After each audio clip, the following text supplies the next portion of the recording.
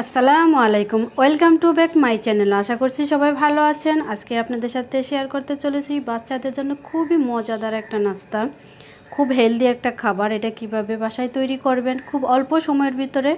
Please 3 মিনিটের একটা video কেউ কেটে দেখবেন না। এই তো আমি একটা বাটি নিয়েছি, এখানে পরিমাণ মতো অল্প একটু চিনি দিয়ে দিলাম, আর 1 কাপ পরিমাণ মতো ময়দা দিয়ে দিলাম, আর দিয়ে দেব অল্প একটু পরিমাণের কর্নফ্লাওয়ার, আর দিয়ে দিব 1 কাপ পরিমাণের দুধটাকে একটু জাল দিয়ে ঘন করে নিতে হবে, তারপরে দিয়ে দিবেন। এটাকে ভালো করে মিক্স করে নিতে হবে, আর এখানে পানি অ্যাড করা যাবে না, শুধু দুধ দিয়ে এটাকে মিক্স করে নিতে হবে, তাহলে খুব আটানো হবে আর খেতেও খুব মজা হবে। এই তো আমার এটা মিক্স করা হয়ে গেছে। এদিকে আমি একটা সিদ্ধ করা ডিম নিয়েছি আর অর্ধেকটা গাজর নিয়েছি। গাজরগুলো আর সিদ্ধ ডিমটাকে আমি ভালো করে একটু কুচি করে নিব। আর প্লিজ এই ভিডিওটা খুব অল্প সময়ের, পুরো ভিডিওটা মনোযোগ সহকারে দেখবেন। এটা খুবই একটা হেলদি খাবার, এটা বাচ্চারা খুবই পছন্দ করে। এই তো আমার সিদ্ধ ডিমটাও এইভাবে আমি কুচি করে নিব।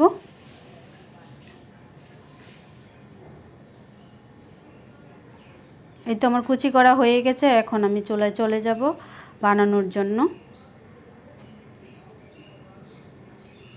দেখুন খুব সুন্দর করে কুচি করে নিয়েছি। এখানে একটা পাত্র বসিয়েছি, এখানে অল্প পরিমাণের তেল দিয়ে দিলাম, কারণ তেল বেশি দেওয়া লাগবে না।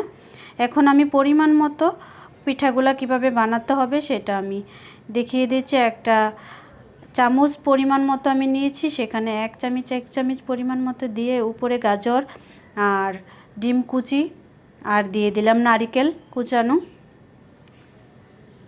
এইভাবে আমি সবকটা পিঠা বানিয়ে নিব। এটা খেতে খুবই মজা, বিশ্বাস না হলে আপনারা বাসায় একদিন ট্রাই করে দেখেন। এভাবে আমি সবকটা পিঠা বানিয়ে নিব। এটা সকাল বিকাল দুবেলায় আপনারা নাস্তা হিসাবে ব্যবহার করতে পারবেন, খেতে পারবেন।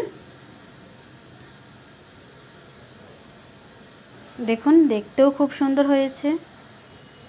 এই তো হয়ে গেছে আমার নাস্তাটা তৈরি।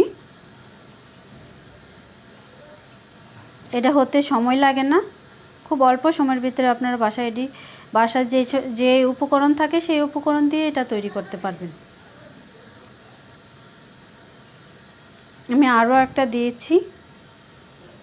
বন্ধুরা আজ এই পর্যন্তই। যদি আমার ভিডিও ভালো লাগে লাইক বা সাবস্ক্রাইব করতে ভুলবেন না। ভালো থাকবেন, সুস্থ থাকবেন, বাসায় থাকবেন, নিরাপদে থাকবেন। আল্লাহ হাফেজ।